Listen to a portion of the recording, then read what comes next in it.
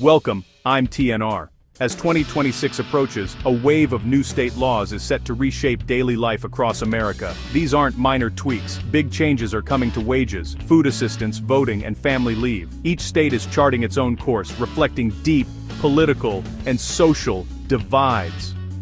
Today, we'll break down the most impactful changes: minimum wage hikes, SNAP benefit shifts, new voting rules, and expanded paid family leave.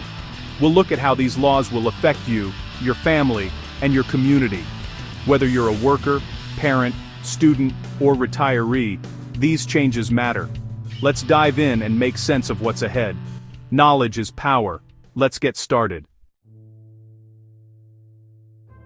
Minimum wage is set for major changes in 2026, marking a pivotal moment in the ongoing struggle for fair pay across the United States. After years of debate, advocacy, and negotiation, new laws are poised to reshape the economic landscape for millions of workers. But while the headlines may focus on national trends, the reality is far more complex and deeply local. The story is different in every state, with each legislature and community weighing unique economic pressures, political priorities, and the voices of workers and business owners alike. Some states are racing ahead, while others are holding back, creating a patchwork of policies that reflect the diversity and division of the nation. California leads the way with another inflation-tied increase, ensuring that workers' paychecks keep pace with the ever-rising cost of living. For many in the Golden State, this means a little more breathing room each month as rent, groceries, and gas prices continue to climb. The state's approach is seen by some as a model for the rest of the country, linking wages directly to economic realities. New York continues its tiered approach, with rates rising in the city, suburbs, and upstate, balancing high living costs with business concerns. In New York City, where expenses are highest, workers will see the biggest gains, while upstate regions move at a slower pace. This strategy aims to address the state's vast economic differences, but it also sparks debate about fairness and competitiveness. Illinois and Maryland are nearing their $15 per hour goals, marking the final steps in years-long campaigns. For activists and workers who have marched, rallied, and lobbied for change, these increases represent hard-won victories. Yet even as these states celebrate progress, questions remain about what comes next. Will $15 be enough as inflation continues to erode purchasing power? These increases will impact millions, especially women and people of color who are overrepresented in low-wage jobs. For many, a higher minimum wage means more than just a bigger paycheck. It's a step toward economic security, the ability to support a family, and a chance to break the cycle of poverty that has persisted for generations. For many workers, it's the difference between making rent or not, between putting food on the table or going without. The stakes are high, and the impact of these changes will ripple through communities, affecting not just individuals but entire families and neighborhoods. But business owners, especially in rural areas, worry about higher costs and tough choices, raising prices, cutting hours, or delaying hiring. For small businesses operating on thin margins, even a modest wage increase can mean the difference between staying open or shutting their doors. The debate over minimum wage is not just about workers. It's about the survival of local businesses and the health of entire communities.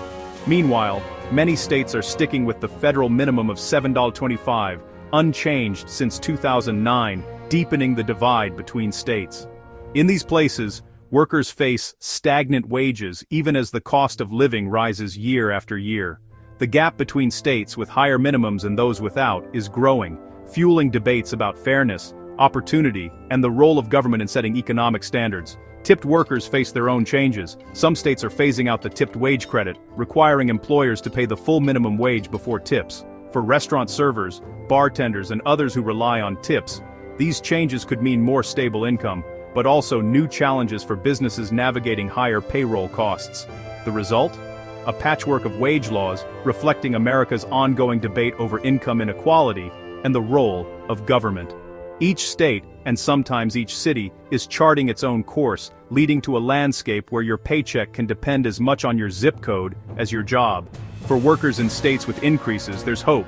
Hope for a better future, for greater financial stability, and for the dignity that comes with earning a living wage. For others, the status quo remains, and the fight for higher wages continues. Many are left waiting, wondering when, or if, change will come to their communities. The minimum wage map in 2026 will be more varied than ever, with some states pushing forward and others standing still. The differences will shape where people live, work, and build their futures. The fight for a living wage is far from over, and where you live will matter more than ever.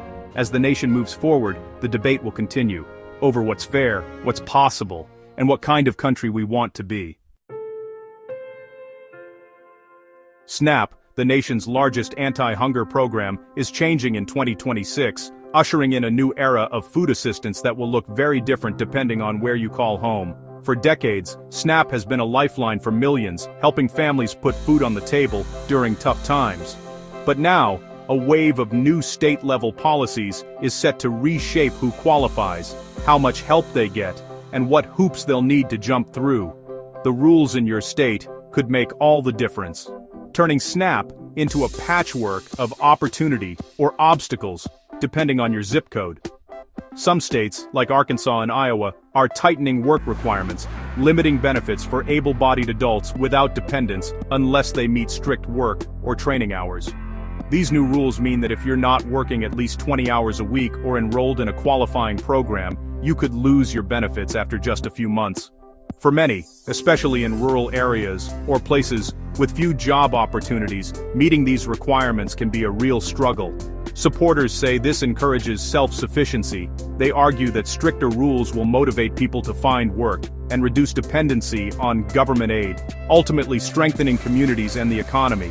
Critics, however, argue it punishes those facing real barriers to work, like unreliable transportation, lack of childcare, or health issues that make steady employment difficult. They warn that these changes could push vulnerable people deeper into poverty, especially those already struggling to get by. Asset tests are also getting stricter in some places, disqualifying families with even modest savings. In these states, having a small emergency fund or a reliable car could mean losing access to food assistance, forcing families to choose between long-term stability and immediate survival. Lawmakers say this targets aid to the truly needy, ensuring that limited resources go to those with the least. They believe tightening eligibility will prevent abuse and make the program more sustainable. But opponents want to trap families in poverty by forcing them to spend emergency funds just to qualify. They argue that these policies discourage saving and make it harder for families to break the cycle of hardship. On the flip side, states like Colorado are expanding access, streamlining applications for seniors, making it easier for older adults to get the help they need without mountains of paperwork or confusing requirements. Some states are even automatically enrolling people who already receive other forms of aid, reducing red tape and ensuring that no one falls through the cracks simply because of bureaucratic hurdles. The result? A patchwork of SNAP rules, with your zip code determining your access to food assistance. In one state, you might have a full cart. In another, you could be left with empty shelves. For millions, navigating these changes will be a challenge. Understanding new requirements, gathering documents, and keeping up with shifting rules can be overwhelming, especially for those already under stress. In 2026, food security will depend more than ever on where you live and how your state defines need. As the landscape of SNAP continues to shift, families across America will be watching closely, hoping that the safety net they rely on remains strong enough to catch them when they need it most. In 2026, the landscape of voting in America is shifting once again. New rules and regulations are being introduced across the country, and they could have a significant impact on how you cast your ballot, or even if you're able to vote at all. As states update their election laws, it's more important than ever to stay informed about what's changing and how it might affect your right to participate in democracy. In states like North Carolina and Ohio, lawmakers are rolling out stricter photo ID requirements.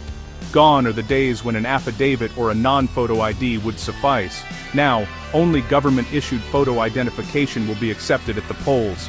This means that if you don't have a driver's license, passport, or another approved form of ID, you may not be able to vote in person. Supporters of these new ID laws argue that they're necessary to protect the integrity of elections and prevent fraud. They say that requiring a photo ID is a simple step to ensure that every vote is legitimate. But opponents see things differently. They warn that these rules could suppress turnout, especially among minorities, students, the elderly, and people who may have trouble obtaining the right identification. At the same time, mail-in and early voting are facing new scrutiny and restrictions. These methods, which surged in popularity during recent elections, are now being re-evaluated by lawmakers in several states. In places like Florida and Georgia, officials are limiting the number of ballot drop boxes, shortening the window for requesting absentee ballots, and tightening signature verification processes. These changes are being justified as ways to prevent fraud and ensure election security. But critics argue they create unnecessary barriers for voters, especially those who rely on mail-in or absentee voting due to work, health, or mobility challenges. Proponents claim these changes are essential for maintaining trust in the system. But for many working people, seniors, and voters with disabilities, the new rules could make it much harder to cast a ballot. The debate over access versus security is heating up, and the outcome will shape who gets to participate in future elections. Meanwhile, not all states are tightening the rules. In places like Michigan and Minnesota, lawmakers are moving in the opposite direction by expanding automatic voter registration. Now, eligible citizens can be added to the voter rolls automatically when they interact with government agencies, making it easier than ever to get registered and stay eligible. Supporters of automatic registration say it modernizes the process, increases turnout, and helps keep voter lists accurate and up to date. But some critics worry that it could lead to accidental registrations of people who aren't eligible, potentially creating confusion or even legal issues down the line. The bottom line is that in 2026, your voting experience will depend heavily on where you live. Each state is charting its own course, and the rules can vary dramatically from one place to another. Whether you're voting in person, by mail, or registering for the first time, the process could look very different depending on your state's politics and policies. The rules of democracy are evolving, and it's up to you to stay informed. Make sure you know exactly what's required to vote where you live, so your voice is heard when it matters most. The U.S. is catching up on paid family leave, and 2026 is a turning point. States like Delaware and Maryland are launching new programs, funded by small payroll taxes, to provide partial wage replacement for workers caring for a new child or a sick family member. These programs cover more people than federal law, often including extended family and domestic partners. For workers, it means no more choosing between a paycheck and caring for loved ones. Supporters say paid leave boosts morale, reduces turnover, and promotes gender equity by encouraging all parents to take time off. Business groups worry about costs and logistics, especially for small employers. But evidence from states like California and New Jersey shows positive, or neutral, business impacts. The map of paid leave is expanding, with states acting as laboratories for national change. In 2026, more Americans will have the security to care for family without risking their livelihood.